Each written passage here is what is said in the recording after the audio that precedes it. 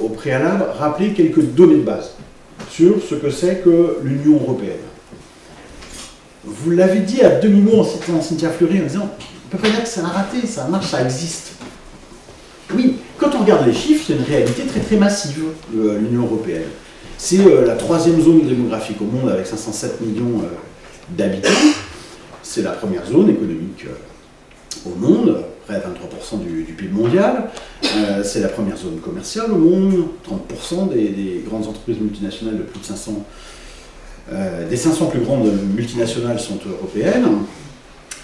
C'est la première zone mondiale pour les investissements. Et même très loin devant le reste, notamment loin devant les États-Unis, plus encore loin devant la Chine. C'est la deuxième puissance monétaire au monde.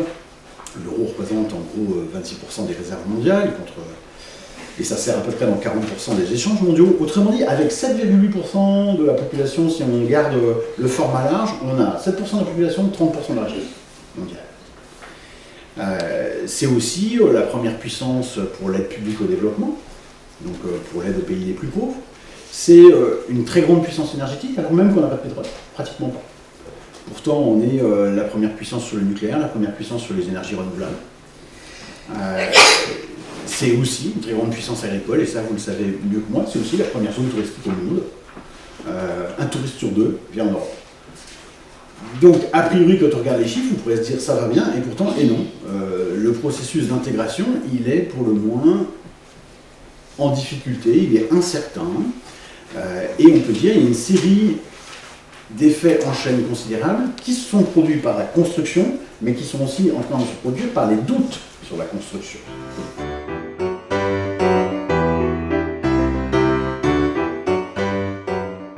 Comment est-ce qu'on peut aujourd'hui essayer de mettre sur la table les différentes constructions intellectuelles et politiques qui sont faites sur l'Europe? Je vais vous faire une proposition, tout en disant, c'est un petit peu difficile, même si c'est mon chantier, mon travail un peu quotidien, c'est un petit peu difficile parce que nous n'avons pas des grands mouvements intellectuels en Europe. Et quand on les regroupe, c'est toujours un petit peu arbitraire. Il me semble, pour autant, que lorsqu'on essaye de regarder l'ensemble de la situation, on voit deux clés majeures d'interprétation. La première, c'est quel sens donner à la construction européenne. Pour certains, l'enjeu de la construction européenne, c'est de forger un espace économique compétitif. Quelque part, c'est faire de l'Europe un outil d'adaptation de la société des sociétés européennes à la mondialisation. Pour d'autres, au contraire, l'Europe, c'est d'abord et avant tout un projet politique, forger une union politique, et donc il y a une demande d'opérer un rattrapage politique, autrement dit, de démocratiser cet espace politique et économique en voie d'unification. Donc il y a deux tendances là. Ceux qui privilégient la lecture économique, adaptation économique, ceux qui privilégient la lecture politique, rattrapage politique.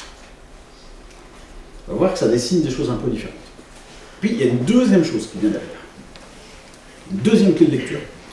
La lecture de l'Europe aujourd'hui est très dépendante de la lecture de la mondialisation. Nous savons, oui, que ceux qui sont pro-européens aujourd'hui sont ceux qui sont formés, qui sont les statuts culturels et économiques les plus favorables et qui tendent à voir la mondialisation comme une chance pour eux, alors que ceux qui, au contraire, sont moins formés, moins socialement favorisés ou économiquement favorisés, ont tendance à lire la mondialisation comme une menace pour leur statut, leurs emplois. Et que ça clive les choses. J'ajoute, et je devrais préciser ça, il y a la question derrière, c'est quoi la mondialisation? La mondialisation, ça n'est pas qu'un phénomène économique. Et donc, c'est d'abord une intensification des flux de communication qui viennent de très loin. Ce qui est très loin vient à moi très vite et donc est devenu très près, mais ce qui est très près, ce qui se passe au coin de ma rue, est devenu très loin. Si on prend ces deux clés, on les met ensemble, on comprend qu'il y a 4 cases. Ça forge 4 catégories. Soit je crois que la fonction de l'Europe est d'abord économique. Et je crois en même temps que la mondialisation est une menace. Alors si je crois que la fonction de l'Europe est économique et que j'ai une menace, ma position logique c'est d'aller vers un repli sur soi. Et donc je vais invoquer des principes pour ça qui sont généralement le principe de nation, le principe de souveraineté. Je vais avoir ce qu'on appelle, souvent dans notre jargon, une position souverainiste. et qui se traduit par un certain modèle d'Europe, je vais y revenir, qui est l'Europe des nations. Deuxième chose, je crois que la fonction de l'Europe est effectivement économique, deuxième option, mais cette fois-ci je vois la mondialisation positivement. Dans ce cas-là, je vais comprendre l'Union européenne comme une courroie de transmission des impératifs d'ajustement que nous donne la mondialisation. Et donc, je vais défendre un type d'Europe bien particulier, qui est une Europe comme grand marché. On va construire un grand marché européen à l'intérieur du grand marché mondial, avec cette idée que l'ensemble doit être organisé par un principe de libre-échange. Troisième option, je crois cette fois-ci que l'Europe ne peut pas être seulement un contenu économique, mais aussi un contenu politique. Je crois qu'il y a un projet politique européen, et donc je pense qu'il faut faire un rattrapage, entre guillemets, mais en même temps, je pense que la mondialisation est une menace. Alors, je vais soutenir la nécessité de construire un État européen, les États-Unis d'Europe, dire, mais je vais soutenir ça pour protéger à l'intérieur les citoyens européens face aux menaces de l'extérieur. C'est un modèle qui est aujourd'hui tendanciellement le plus important auprès de ceux qui sont des fédéralistes. Autre option, je crois à la nécessité politique de l'Europe, mais je conçois la mondialisation comme une bonne chose. Et dans ce cas-là, je conçois la construction d'un espace politique avec des principes bien particuliers qu'on appelle des principes cosmopolitiques ou transnationaux.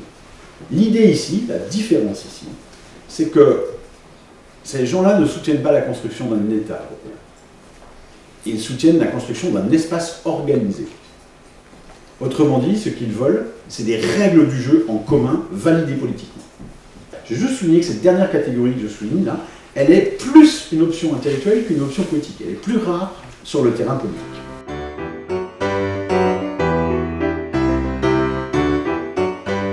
Et le Parlement européen ne fonctionne pas du tout comme le Parlement français.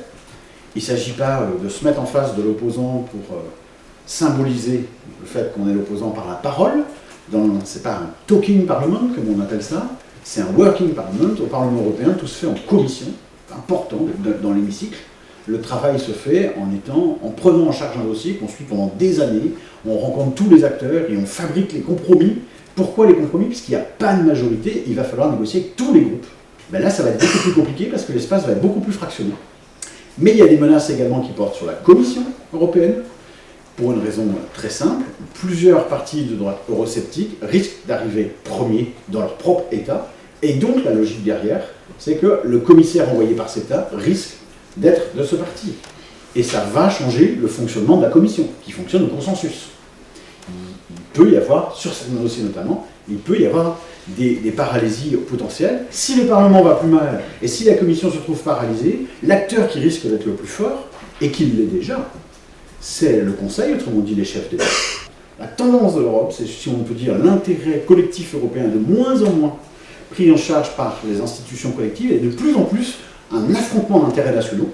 Et vous voyez bien comment, du coup, c'est compliqué de se mettre d'accord à 27 ou à 28, ça ne changera rien. C'est compliqué, ça ne veut pas dire que c'est impossible, mais pour le faire, il faut que le projet ait un sens, qu'on va y aller quelque part. Et ce que j'essaie de vous expliquer, c'est que ça va quelque part si on comprend que l'enjeu, c'est pas juste l'Europe, c'est le positionnement de cet espace-là dans quelque chose de plus large. Voilà.